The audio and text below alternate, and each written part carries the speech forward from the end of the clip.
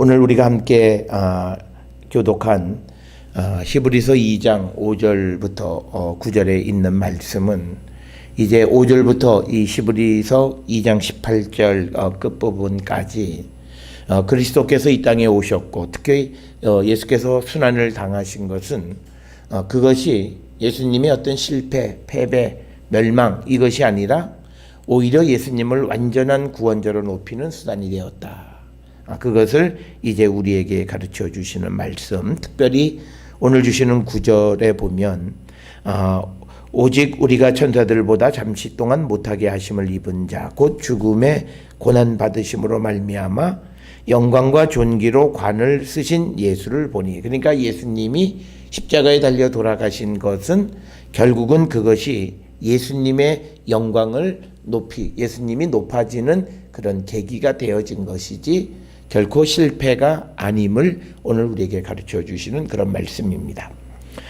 특별히 2장 5절부터 9절에 있는 말씀은 히브리서 1장에서 예수님과 천사를 비교하는 것의 연장선상에 있는데, 이제 그 2장으로 들어서면서 이제 예수 그리스도께서 주시는 큰 구원에 관해서 이제 설명을 하는데, 이제 이 그 히브리서를 받는 그 유대인이었다가 예수를 믿는 사람들이 이 예수 믿는 것을 자꾸 꺼리는 한 가지 이유가 있습니다. 그러면서 그들이 전통적으로 내려오던 천사들을 높이는 그런 믿음을 가지려고 하는 이유가 있는데, 그것은 예수님의 순환과 죽음의 이야기입니다.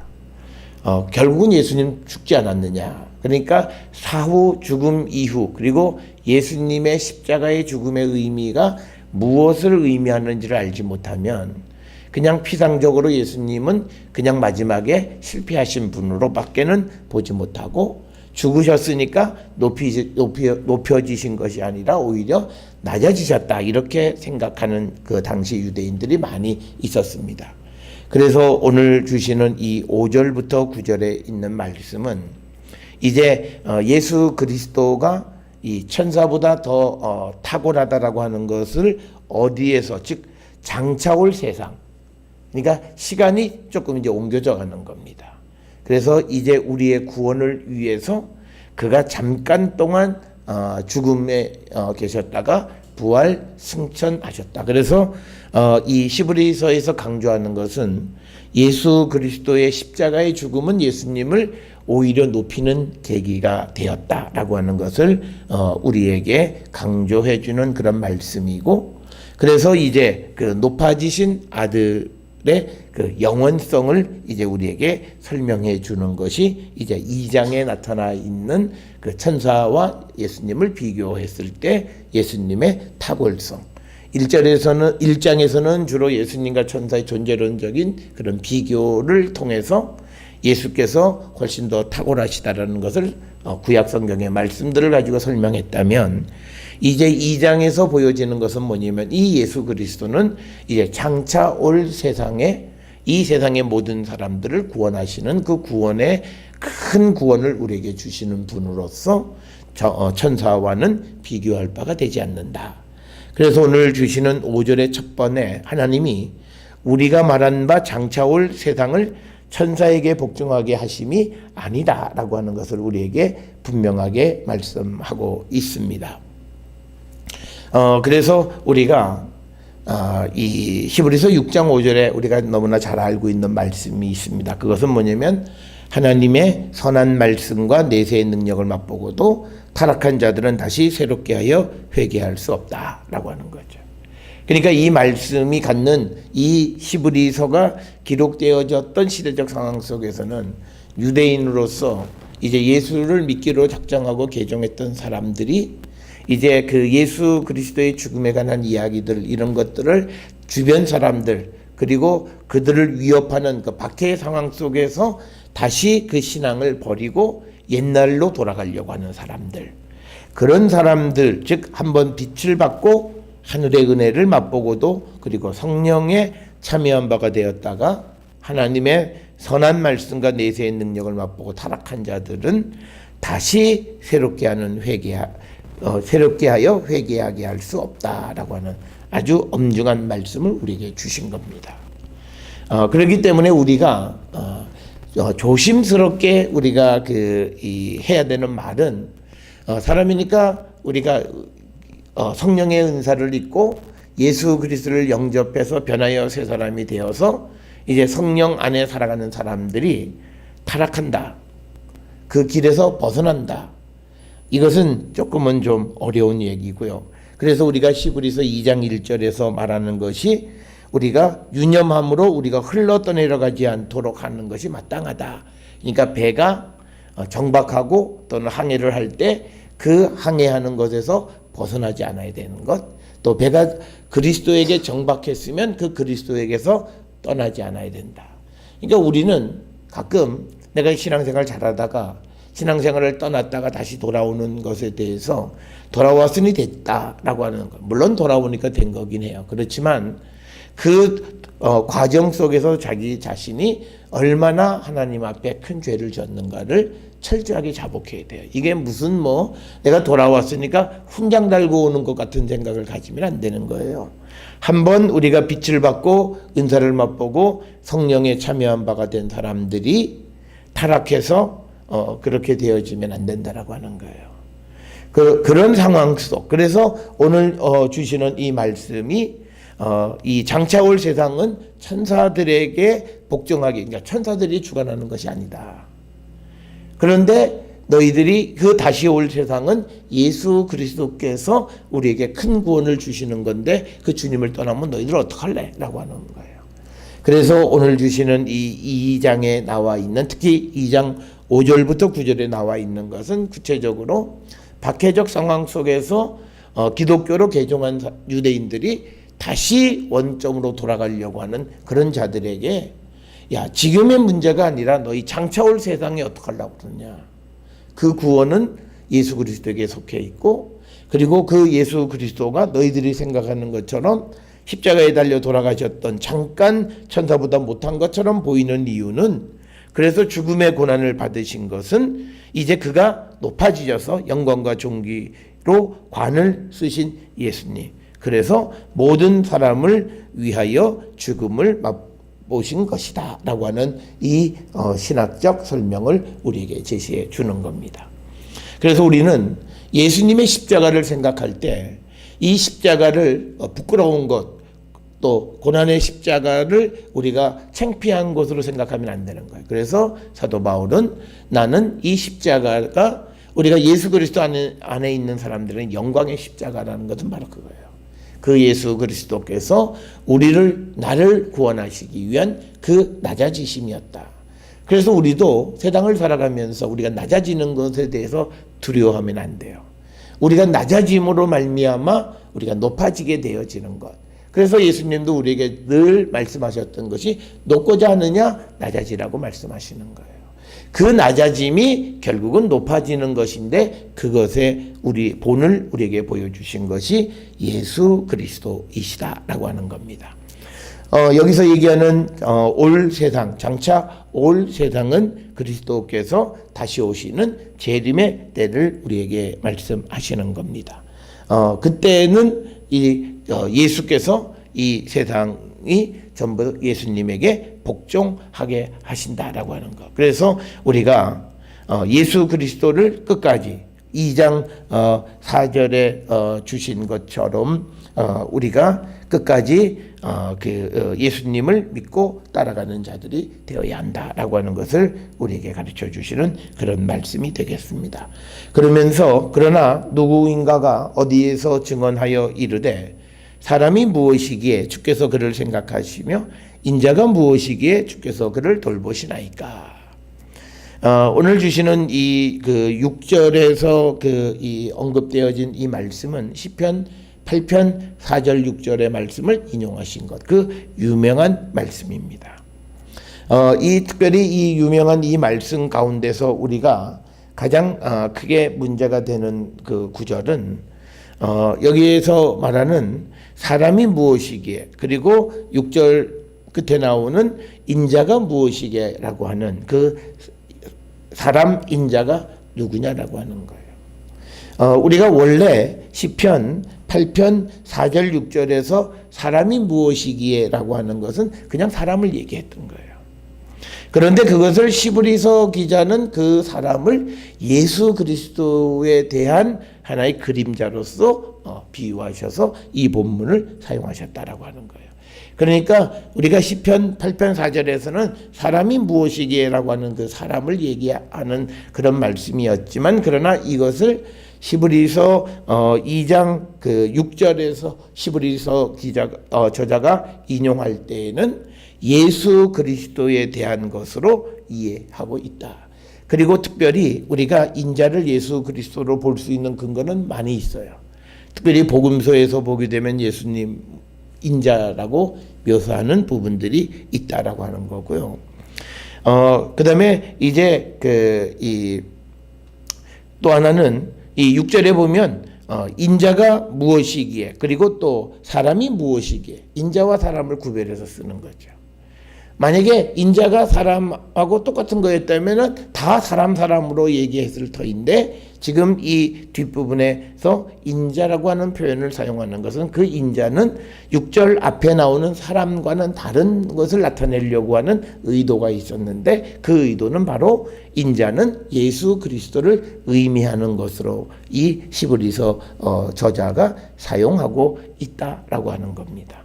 그래서 우리가 시편 8편 이 4절 6절에 있는 말씀은 사람에 대한 것이었지만, 그것을 시브리서 기자가 그것을 가져다가 예수 그리스도를 나타내고 예수 그리스도와 천사를 비교하는데 사용했다라고 하는 것을 우리가 이해하셔서, 그래서 오늘 주시는 이 시브리서 2장 6절에서의 인자는 예수님을 지칭하는 그런 호칭이다라고 하는 것을 우리는 꼭 기억을 하셔야 되겠고, 그래서 오늘 그러면 6절에 보면 사람이 무엇이고 인자가 무엇이기에 이렇게 말씀하셨던 사람 인자는 지금 여기에서 말하는 천사, 7절에 나오는 천사와 반대에 서 있는 그런 존재들을 의미하는 그런 개념으로서 천사와 반대되는 존재를 묘사하는 의미로 인자와 사람을 사용했다라고 하는 겁니다. 그러면서 7절에 그를 잠시 동안 천사보다 못하게 하시고 그 영광과 존귀로 관을 씌우셨다라고 하는 거고요. 그런데 이제 6절에 보게 되면 누군가가 어디에서 증언하여 이르되, 그러면 누가 말하기를, 이 말은요, 히브리서 이 저자가 지금 자기가 사용하는 말이 시편 8편 4절에서 6절의 말씀이라고 하는 걸 모르는 개념이 아니에요. 그냥 익명성을 나타내서 그 표현하는 그런 성서의 기법이 되겠습니다.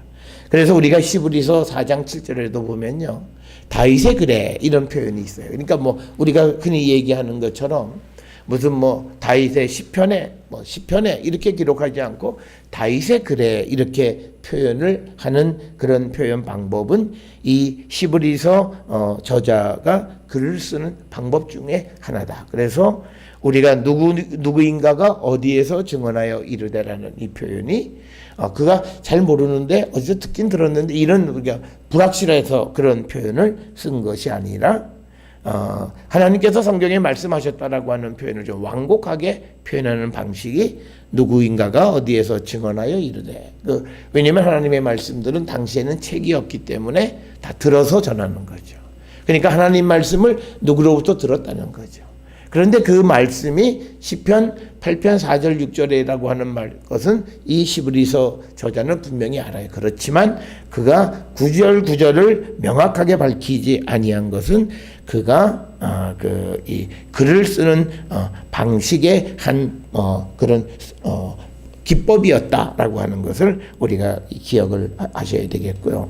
그다음에 이제 7절에 보게 되면 잠시 동안 천사보다 못하게 하시며 영광과 존귀로 관을 씌우셨다. 지금 7절에 나와 있는 잠시라고 하는 것이요, 이 잠시가 시간적 개념이냐 아니면 그러니까 어떤 양의 부분이냐라고 하는 것에 대해서 여러 가지 설명들이 많아요. 그런데 이것은 시간적 개념으로서 잠깐 동안 천사보다 못하게 하셨다. 라고 하는 거죠. 그러니까 여기서 우리가 이야기하는 걸 구체화시킬 수 있는 것은 예수 그리스도가 3일 동안 죽음의 권세 속에 무덤에 갇혀 계셨다가 부활하시는 그 동안을 얘기하는 거죠. 그 동안에는 천사보다 못하게 그 수월에 계셨기 때문에 천사보다 못했지만 그러나 영광과 존귀로 관을 씌우셨다라고 하는 것은 뭐냐면 주님이 하나님께서 그를 다시 세우셨다는 거죠. 그래서 여기서 영광과 존귀는 결국은 예수 그리스도의 부활을 상징하고 그 다음에 이제 관을 씌우셨다는 것은 그 부활하신 주님이 하나님 우편에 앉아 계신다는 거죠. 그래서 보좌에 앉아 계시는 것을 상징하는 거죠. 그러니까 예수께서 잠시 동안 죽음의 권세 속에 계시다가 하나님께서 그를 다시 영광, 부활과 그 다음에 존귀로 관을 씌우셔서 승천해서 하나님 우편에 앉아 계시게끔 하셨다라고 하는 겁니다.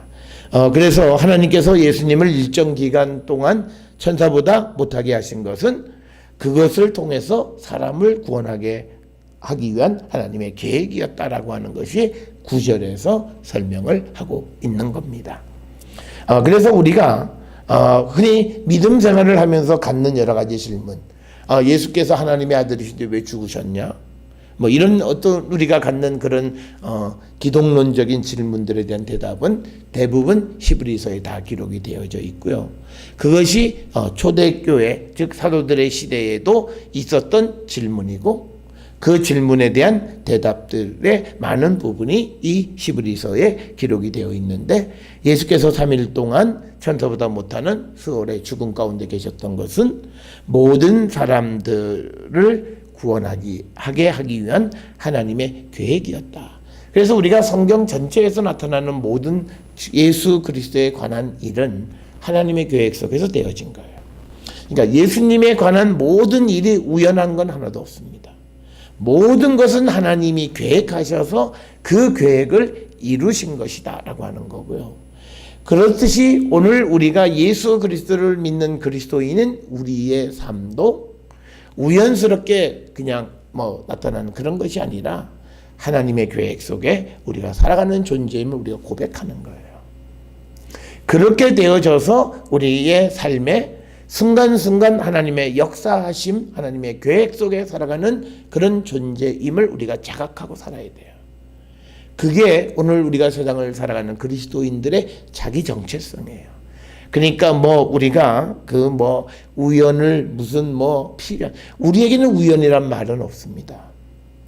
하나님이 세상을 이끌어 가시는 것에 우연은 없어요.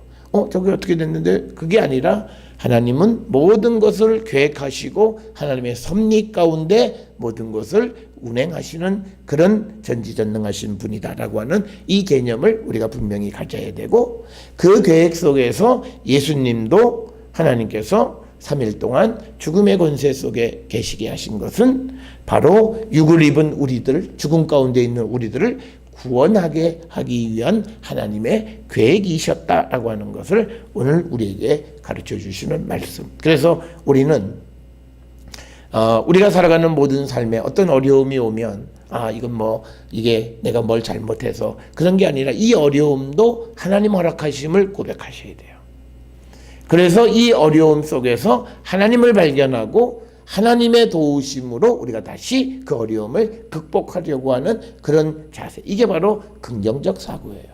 우리가 잘 될 거야 라고 하는 그런 의미의 긍정적 사고가 아니라 내 삶은 전체적으로 하나님의 계획 속에 있다라고 하는 거. 그리고 하나님께서는 우리를 구원하시려고 하는 하나님의 원대한 계획 속에 살아가는 존재이다. 그래서 비록 지금은 어렵고 힘들지만 그러나 하나님의 그 구원의 역사, 하나님이 우리에게 주시는 영광이 곧 임하게 됨을 믿고 살아가는 그런 자들이 이게 바로 기독교적인 사고예요. 그래서 우리가 오늘 주시는 이 본문의 말씀 속에서도 예수 그리스도가 3일 동안 죽음의 권세 속에 계셨던 이것 역시도 하나님의 계획 속에 있었다라고 하는 것. 그래서 우리가 이 천사보다 조금 못하게 하셨던 이때는요, 예수님이 패하신 게 아니에요. 이건 그 순간으로 보면 패하신 것처럼 보이지만 그러나 이것은 전체 계획 속에 들어있는 거예요. 그러니까 예를 들어서 우리가 전쟁을 할 때 마치 적에게 쫓겨 도망가는 척하다가 결국은 다시 어떤 순간에 다시 역습을 해서 이기는 일들을 우리가 여호수아서에서도 보면 우리가 발견할 수 있어요. 그러면 잠시 도망가는 그 순간을 우리가 실패했다고 볼 수 있냐? 그건 아니라는 거죠. 마지막 영광을 얻기 위해서 우리가 잠시 실패한 것처럼 보이지만 그건 역시도 계획 속에서 되어지는 것이다. 그래서 우리가 이스라엘 백성들이 아이성 정복하는 그런 과정을 보게 되면 마치 도망가는 것처럼 했다. 매복하는 군대들이 성에 들어가서 성을 정복하고 그래서 적을 무찌르고 하는 그런 모든 것. 그래서 한 단면을 보면 마치 패배하고 도망가는 것 같지만 그러나 그것은 큰 틀에서 하나님이 영광과 존귀로 관을 씌우시기 위한 하나님의 계획이었다라고 하는 사실을 우리가 꼭 가지셔야 돼요. 그래서 우리가 예수 그리스도의 3일간의 죽음의 권세 속에 있었던 그것을 어떻게 이해하느냐가 내가 세상을 살아가는데 내게 잠시 어둡고 힘든 기간을 어떻게 이해하느냐와 동일하게 맞물려 있어요. 예수 그리스도의 고난 그리고 죽음 이것의 그 신학적 의미 하나님의 계획 섭리 세상의 죽음 가운데 있는 자들을 구원하려고 하는 그 하나님의 종말론적 구원을 이해하지 못하면 우리가 살고 있는 어려움을 그냥 우리는 실패로만 이해하게 되어진다. 그러면 우리는 그 틀에서 벗어나기 어려운 거예요. 그러니까 우리가 믿음을 특히 이 기독론적 사고 즉 예수 그리스도에 대한 정확한 인식을 하고 살아가야 우리가 그 믿음 안에서 모든 어려움과 고난을 이길 수 있어요. 왜냐하면 예수께서 육신을 입고 인성을 가지고 이 땅에 오신 이유는 인성을 가지고 있는 우리를 구원하기 위한 하나님의 계획이었거든요. 그러니까 우리는 결국은 예수 그리스도가 이 지상에 오셔서 살아가셨던 그 모습 속에서 우리의 모습을 볼 수 있다는 거예요. 그래서 우리가 그 예수님의 잠시 동안 천사보다 못하게 하셨던 그 순간을 예수님의 어떤 패배, 실패로 이해하는 것은 잘못된 이해고 오늘 주시는 이 히브리서 2장 6절에서 9절에 5절에서 9절에 주시는 이 말씀과도 맞지 않는 것이다 라고 하는 것 그것을 우리는 잘 기억하시는 자들이 되어야 하겠습니다. 그래서 이제 영광과 존귀로 관을 씌우셨다는 것은 이제 죽음의 권세를 이기시고 예수께서 부활하셨다가 그 다음에 40일 후에 승천하신 그 이야기를 영광과 존귀로 관을 씌우셨다. 그래서 우리가 그리스도의 영광의 가장 큰 건 부활과 승천이에요. 그걸 우리가 꼭 기억하셔야 돼요. 그러니까 우리가 그리스도의 영광을 위한 삶을 살아가는 것은 우리가 그리스도의 부활과 승천을 확실히 믿어야 돼요. 그러면 그 부활과 승천을 믿으면 오늘 우리도 죽음의 권세 속에 있다가 그리스도를 믿음으로 다시 살아났고 그리고 우리도 이제 주님 곁에서 영원한 하나님의 나라에서 영생을 누리는 자가 됨을 믿는 거예요. 그게 우리가 결국은 그리스도에게 영광을 돌리고 하나님께 영광을 돌리는 그런 모습이고 이제 영광과 존귀로 관을 씌우신 이후에 어떻게 됐냐 8절에 보면 만물을 그 발 아래 복종하게 하셨느니라. 그러니까 이제 예수님이 3일 동안 죽음의 권세를 이기고 부활 승천하신 후에는 이 세상의 모든 만물이 예수의 통치권 아래 있다라고 하는 거예요. 그래서 우리가 주님의 십자가를 우리가 고백하고 주님의 십자가가 나의 죄를 사해서 내가 새 생명이 되었음을 고백하면요. 우리가 예수님 말고 더 힘센 존재가 있으면 안 돼요. 그러니까 소위 우리가 단적으로 얘기해서 귀신 그러면 안 되는 거예요. 그리고 또 특히나 그 귀신을 무서워한다든지 내가 예수 믿으면서 그 귀신의 존재에 그건 믿음이 없었기 때문에 그런 현상들이 벌어지는 거예요. 그래서 만물이 모든 것을 그 발 아래 복종하게 하셨다는 거죠. 그래서 만물로 그에게 복종하게 하셨은즉 복종하지 않은 것이 하나도 없어야 하겠으나 지금 우리가 만물이 아직 그에게 복종하고 있는 것을 보지 못하고 있는 거예요. 그러니까 뭐냐면 지금 이 편지를 받는 유대인이었다가 기독교인으로 개종한 사람들이 이 세상의 모든 것이 예수님의 발 아래 복종하고 있는 것을 보지 못하니까 예수님을 소개받고도 예수님을 믿다가도 다른 곳으로 옮겨가는 거예요.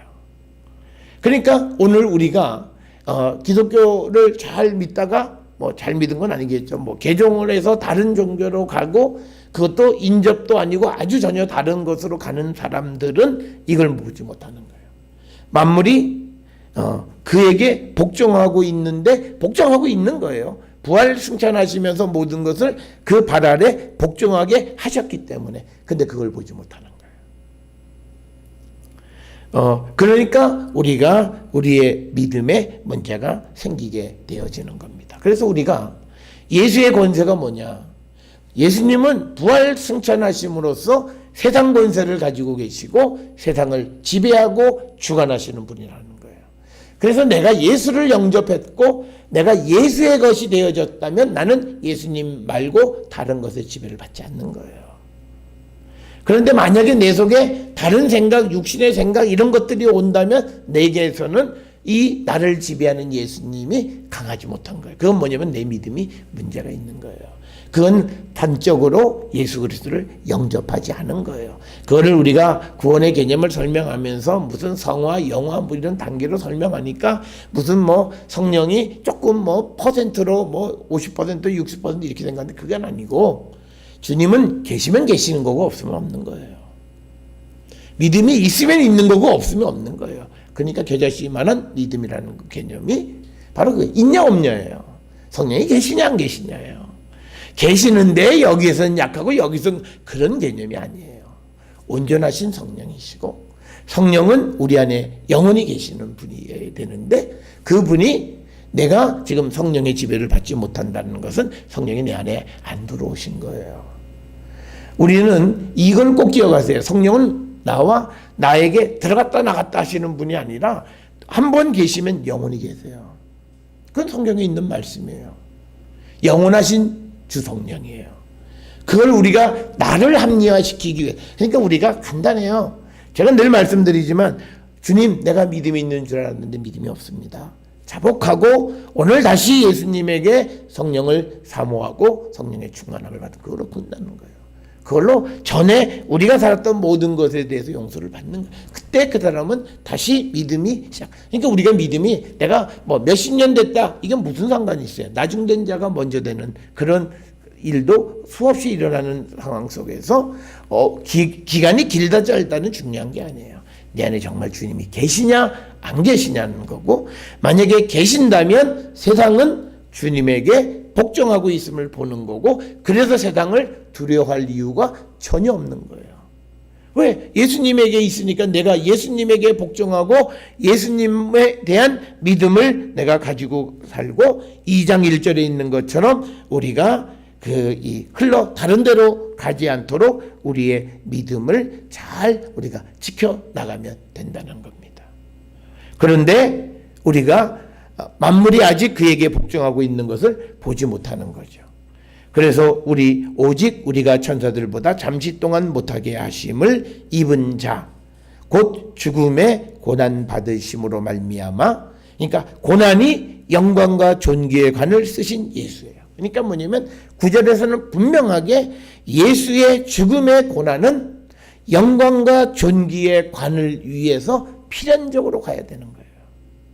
그래서 죽음의 고난 받으심으로 말미암아 그것 때문에 그것을 통해서 영광과 존귀로 관을 쓰신 예수를 보니 이를 행하심은 그렇게 하시는 것은 하나님의 은혜로 말미암아 모든 사람을 위하여 죽음을 맛보려 하심이라. 죽음을 알게 또는 죽음을 경험하게 하기 위해서 이제 잠시 천사보다 못하게 하셨다라고 하는 겁니다.